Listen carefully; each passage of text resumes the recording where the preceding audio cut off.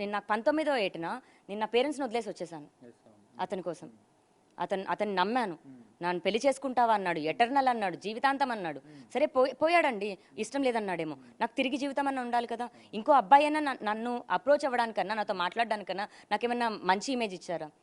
నీవే సరే. లావణ్య చండాలం రాస్తారుని ఏంటి? రాస్తారుని ఏమైనా మంచిగా మాట్లాడి వెళ్ళాడా? ఇప్పుడు చేస్తున్నదైనా మంచి పద్ధత? అంటే రాస్తారుని హీరో అయిపోతే ఏదైనా చేసేయచ్చా? అంటే నాకు మిగతా జీవితం ఉండకూడదా? ఇంకెవరు నన్ను పెళ్లి చేసుకుంటారు? లేకపోతే హీరో కావడానికి పూర్తిగా మీ లైఫ్ సాక్రిఫైస్ చేశానని చెప్తున్నారా మీరు? ఖచ్చితంగా అండి. ఎందుకంటే నేను షార్ట్ ఫిల్మ్స్ చేసేటప్పుడు తనకి ఇష్టం ఉండేది కాదు. నేను షార్ట్ ఫిల్మ్ చేశాను. నాకు కూడా ఒక 20 to 30 lakhs వ్యూస్ ఎంతో అలా ఉండేవి యూట్యూబ్ ఛానల్కి. మంచిగా ఉండేది. కానీ అదంతా వద్దనేవాడు. స్టార్టింగ్ డేస్లో కూడా ఒక మేడ్కి 3000 5000 శాలరీ ఇచ్చేది కూడా వర్క్ నేను చేసుకుంటూ దాంతో ఒక షర్ట్ కొనిచ్చేదాన్ని నేను. బయటికి వెళ్ళేటప్పుడు బ్రాండెడ్ షర్ట్ ఉండాలని. ఫస్ట్ వాచ్ కొనిచ్చాను, ఫస్ట్ కారు, ఫస్ట్ వన్నీ నేను. మరి ఈ రోజున నన్ను లాస్ట్ చేసేసాడు రాజ్ తరుణ్ సమాధానం చెప్పకుండా. సో ఇప్పుడు నాదే రాజ్ తరుణ్ ఇల్లు అండి. మా పేరెంట్స్ వీళ్ళు, మా అత్త మామ వాళ్ళు. వాళ్ళదైతే అవ్వదు, ఎందుకంటే జీవనం మేము సపరేట్ సాగించాం. మేము రానిస్తాము, రానివ్వకుండా ఏం లేదు. ఎందుకంటే వెళ్ళిపోయింది కూడా రాజ్ తరుణ్. సంవత్సరం తర్వాత వచ్చి మా ఇల్లు అనేసారు. సంవత్సరం అంతా ఇప్పుడు మరి ఏమైంది? అదే వాళ్ళతో మాట్లాడడానికి కూడా నేను వెళ్ళాను. ఆ రోజున ఏం లేదు, రానివ్వకుండా డోర్ దగ్గర నుంచి ఉంటేనే అంత ఫైట్ చేసేసారు. ఇదంతా జనాలకి, ప్రజలకు అంతా అర్థమవుతుంది. రేపొద్దున కోర్టు కూడా తీర్పు అనేది ఇస్తుంది. నేను అదొక్కటే నమ్ముతున్నాను. మనం కూడా అందరం చట్టాన్ని గౌరవించి చట్టపరంగా వెళ్దాము, పోలీసులకి గౌరవిద్దాము. గౌరవంగానే నిలుస్తుందండి. చట్ట ప్రకారం మీరు వెళ్తామంటున్నారు, కానీ లీగల్గా పూర్తి డాక్యుమెంటేషన్ కూడా రాజ్ తరుణ్ పేరునే ఉంది. ఈ విల్లా పూర్తిగా ఆయన పేరు మీద ఉంది. కాబట్టి లీగల్గా మీకు రైట్స్ లేవని కొంతమంది ఆరోపణ చేస్తున్నారు. తల్లిదండ్రుల వాదన కూడా అదే. దీనికి ఏం చెప్తారు మీరు? లీగల్గా లేవని మీకు ఏ న్యాయవాది చెప్పాడండి? ఒకసారి మీరు చెప్పండి. పోనీ మీ దగ్గర ఫోన్ ఉంటుంది, గూగుల్ ఓపెన్ చేసి చెప్పండి. వాళ్ళు ఎంత ఫులిష్గా బిహేవ్ చేస్తున్నారంటే, తాళి కట్టిన దానికి ఎవిడెన్స్ లేవంటే మేము వెళ్ళిపోయి గుళ్ళో పెళ్లి చేసుకున్నాము. గుళ్ళో పెళ్లి చేసుకున్న 3 నెలల తర్వాత ఇంట్లో చెప్పుకున్నాము. మేము చౌదరీస్, వాళ్ళు బ్రాహ్మిన్స్. చౌదరీస్ ఏ క్యాస్ట్ వాళ్ళకైనా వాళ్ళ క్యాస్ట్ వాళ్ళకి ఇచ్చుకోవాలని ఉంటుంది. అండ్ 19-20 ఏళ్ళ వయసులో క్యాస్ట్ ఏముంటుందండి? ఫస్ట్ ప్రేమించుకోవాలి, పెళ్లి చేసుకోవాలనే ఉంటుంది. మేము అలాగే చేసేసుకున్నాం. 3 నెలల తర్వాత చెప్పుకున్నాము. చెప్పిన సెకండ్ డే వీళ్ళు వచ్చారు, వాళ్ళు వచ్చారు, ఆశీర్వదించారు, దండలు మార్చుకున్నాము. అప్పటి నుంచి ఇప్పటి వరకు ఈ సంవత్సరం ఒక్కటి మాత్రమే వినాయక చవితి మేము సెలబ్రేట్ చేసుకోలేదు. కానీ ప్రతి వినాయక చవితి పేరెంట్స్ సమక్షంలోనే ఇది ఇల్లు తీసుకొని ఇప్పుడు ఫిఫ్త్ ఇయర్ అండి. మిగతా అంతా రెంటెడ్ హౌసెస్లో, ప్రతి రెంటెడ్ హౌస్లో మరి జరిగాయి. కలిసి ఉన్నప్పుడంతా బాగానే జరిగిందండి. మొన్న నన్ను లాస్ట్ ఇయర్ డ్రగ్ కేసులో వెళ్ళేటప్పుడు కూడా నా అత్త మామ నన్ను వచ్చి ఫ్లైట్ ఎక్కించి వెళ్ళారు ఎయిర్పోర్ట్కి. ఇదే ఇక్కడ కూర్చొని ఉన్నాం, ఇక్కడే తిన్నాము, ఇక్కడే పార్టీ చేసుకున్నాము, ఇక్కడే తాగాము. అంతా మేము డ్రింక్ చేస్తామండి. నేను చేస్తాను, మా డాడీ చేస్తాడు, మా అత్తమ్మ చేస్తారు, మా అంకుల్ కూడా చేస్తారు. అందరు కలిసి డ్రింక్ పార్టీలు చేసుకొని అంతా బాగానే ఉండే అప్పటి వరకు. Open thing. ఇంత జరిగాక మేమేదో ఇది చేయమో అన్నది కూడా ఏం లేదు. వాళ్ళు కూడా డ్రింక్ చేస్తారు, ఆంటీ కూడా బియర్ సేవ్ చేస్తారు, అప్పటి వరకు మొత్తం సపోర్టింగ్ గా ఉన్న అత్తమామలు మరి ఇప్పుడు పూర్తిగా మిమ్మల్ని యాంటీగా చేసి మీకు వ్యతిరేకంగా ఉండడానికి మీరు ఎట్లా చూస్తారు? అంటే మనిషి కావాలనుకున్నప్పుడేమో తప్పులు కూడా ఒప్పులైపోతాయి, మనిషి వద్దనుకున్నప్పుడు ఒప్పులు కూడా తప్పులుగా చూపించి వదిలించుకుంటారు అని అయితే నాకు అర్థమైంది. నేను మీకు ఒకసారి ఆ డాక్యుమెంట్స్ ఇవ్వడాలి. ఇప్పుడు మరి మీరు లీగల్ ఫైట్ ఏ విధంగా వెళ్దాం అనుకుంటున్నారు? మరి మీ దగ్గర ఆధారాలు ఏమైనా ఉన్నాయా? మరి అన్ని ఆధారాలు ఉన్నాయి. అండ్ రాజ్ తరుణ్కి మేము 80 lakhs వరకు ఇచ్చాము. అది డబ్బు పరంగా అయ్యుండొచ్చు, కార్ పరంగా అయ్యుండొచ్చు. మా దగ్గర కూడా స్విఫ్ట్ కార్లు ఇప్పుడు 2 ఉండేవి అండ్ ఒక ఇన్నోవా కార్ ఉండేది. అవి మేమే యూజ్ చేసుకునే వాళ్ళం. మరి రాజ్ తరుణ్ పేరు మీద అప్పుడేం లేవు కదా. రాజ్ తరుణ్ పేరు మీద ఫస్ట్ కార్ ఎప్పుడు వచ్చింది, ఫస్ట్ ఏదొచ్చింది కూడా కన్సిడర్ చేస్తే, ఇప్పుడు ఇన్ని ఇయర్స్ తర్వాత ఈ ఇల్లు పట్టుకొని ఇల్లు నా పేరు మీద ఉందంటే 8 కిరాయిలు మారాం. 8 కిరాయి ఇంటికి ఎవరెళ్ళి టూలెట్ బోర్డు చూశారు, ఎవరెళ్ళి ఇల్లు వెతికారు, ఎవరెళ్ళి సామాన్లు సర్దేవాళ్ళు, ఎవరెళ్ళి ఇంటి పని అంతా చేసుకునేవాళ్ళు. ఇదంతా డాక్యుమెంటేషన్. ఇల్లు అతని పేరు మీద ఉండొచ్చు, కోర్టు కన్సిడర్ చేస్తుంది కదా. సో మేము ప్రాపర్టీ పైన కూడా ఇదేసాము. అండ్ వీళ్ళు చాలా ఫూలిష్గా ఆలోచిస్తున్న విషయం ఏంటంటే, పెళ్ళి అన్నది రిజిస్టర్ కాలేదు అంటున్నారు. కానీ 7 సంవత్సరాల తర్వాత లివిన్ కూడా పెళ్లి కింద కన్సిడర్ చేస్తుంది.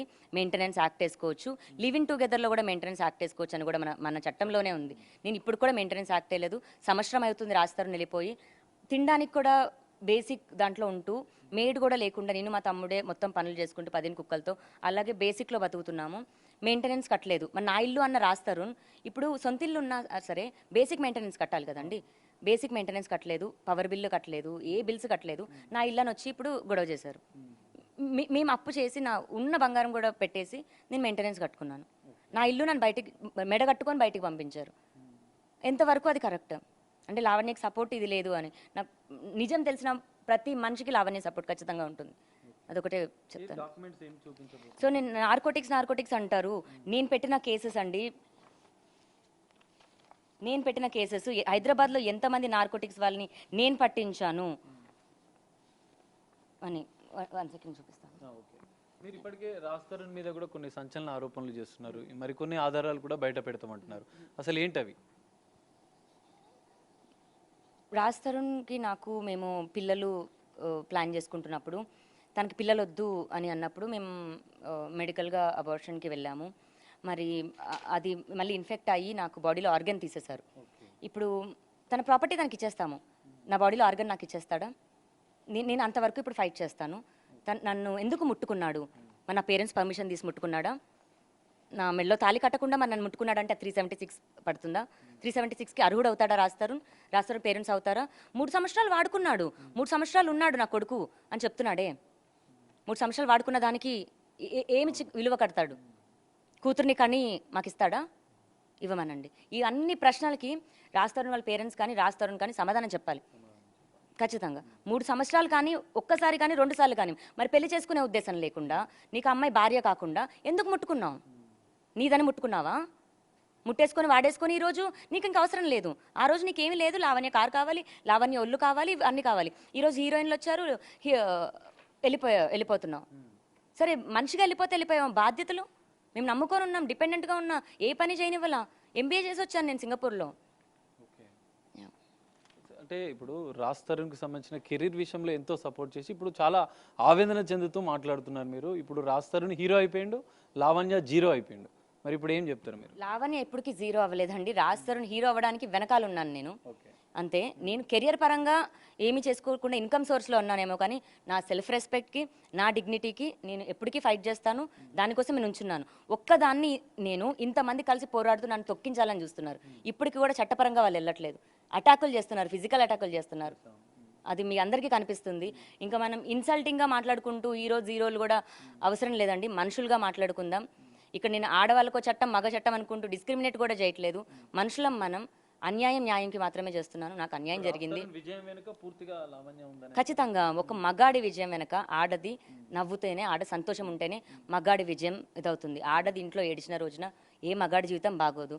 అది తల్లిదండ్రులకి కానీ, అత్తమామలకి కానీ, ఆడబడుచులకి కానీ. మగాడు తెచ్చుకున్న ఆడది నవ్వుతేనే, అది ఏడిచిన రోజున అతని జీవితంలో లవర్ సినిమా నుంచి నన్ను ఏడిపిస్తూ వచ్చాడండి. నేను ఎప్పుడైతే నవ్వుతా ఉన్నానో తన లైఫ్ అంతా బాగుంది. నన్ను ఎప్పుడైతే ఏడిపిస్తూ వచ్చాడో తన కెరీర్ అంతా పోయింది, డౌన్ఫాల్ అయింది. ఒక్కసారి నవ్వించి చూడు రాజ్, మళ్ళీ ఎలా హీరో అవుతావో చూడు. ఇది కాని రోజున నువ్వు ఎప్పుడు తప్పించుకుంటానే ఉంటావు. తప్పించుకో, ఏం ప్రాబ్లం లేదు. ఇప్పుడు కోర్టు పరంగా ఉంది. వాళ్ళు ఏమైనా కోర్టులో పిటిషన్ వేసేసి ఇల్లు స్వాధీనం చేసుకోవాలని చూసారా? పోనీ మాకు కూడా హక్కు ఉంది, మేము కూడా ఉంటామని కోర్టు పరంగా వచ్చారా? వాళ్ళు కేసు పెట్టారు నా పైన, ఈ అమ్మాయి నుంచి ప్రాణహాని ఉందని. ప్రాణహాని ఉన్న అమ్మాయి దగ్గరికి ఎందుకు వచ్చారు? ప్రాపర్టీ కోసం. అంటే మీరు ప్రాపర్టీ కోసం వచ్చారు. ఇప్పుడు ఈ రోజు ఈ ప్రాపర్టీ మీది కాదు, లావణ్య ఆల్రెడీ వేరే వాళ్ళకి ఇచ్చేసింది, అమ్మేసింది. మరి ఇప్పుడు ఏంటి అంటే వెళ్ళిపోతారా? అంటే వెళ్ళేటప్పుడు లావణ్యం తీసుకొని వెళ్తారా, ఇద్దరు వెళ్ళిపోతారా? అయితే రాజ్ తరుణ్ ఒక్కొక్క స్టెప్ ఎక్కడానికి కూడా మీరే కారణం అని చెప్తున్నారు. పూర్తిగా మీరు సపోర్ట్ చేశారు. కానీ ఇప్పుడు మీరు ఒంటరి పోరాటం చేయాల్సి వస్తుంది. రాజ్ తరుణ్కి వాళ్ళంతా గ్రూప్ ఆఫ్ ఫ్రెండ్స్ అంతా సపోర్ట్ చేస్తున్నారు. కానీ లావణ్య ఒంటరి పోరాటం ఇంకా ఎన్ని రోజులు? కోర్టు తీర్పిచ్చే వరకు ఒంటరి పోరాటం అండి. లేదా నేను కేసు కాంప్రమైజ్ అవుతే మనస్ఫూర్తిగా కేసు కాంప్రమైజ్ అవుదాం అనుకున్నాను. కానీ శేఖర్ భాష, మస్తాన్ సాయి, రాజ్ తరుణ్ వీళ్ళందరూ, ప్రీతి, ఉదయ్, మేఘన వీళ్ళందరూ ఒప్పందంతో ఉన్న దాంట్లోని రాజ్ని ఇప్పుడు లాక్ చేసేసారని నమ్ముతున్నాను. అదే కనుక నిజమైతే రాజ్ కమ్ ఫార్వర్డ్, దేనికి భయపడకు, నేనే ఉన్నాను. అదే కనుక నిజమైతే నువ్వు ముందుకి రా.